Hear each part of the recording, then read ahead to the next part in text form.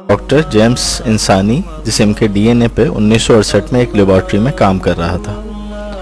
وہ ایک کرسچن تھا، اس کی بیوی سیاہ فام تھی، اس کے 3 بچے تھے۔ اس کے پڑوس میں ایک مسلم فیملی رہتی تھی۔ ڈاکٹر جیمز کی بیوی کا مسلم گھرانے میں آنا جانا رہتا تھا۔ مسلمان عورت کا مرد اسی دوران فوت ہو گیا، اسی لیے وہ عورت شوہر کے انتقال کے بعد عدت میں بیٹھ گئی۔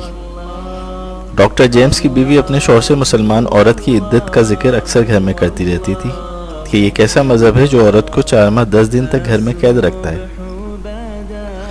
ڈاکٹر جیمز کو سائنسی تحقیق کا شوق تو تھا ہی، اور ڈی این اے پہ وہ ریسرچ بھی کر رہے تھے۔ انہوں نے مسلمان عورتوں کی عدت کے دورانیے کی تحقیق اسلامی مطالعے پہ کی، اور اس دوران ان کے جسم میں ڈی این اے پہ ریسرچ شروع کر دی۔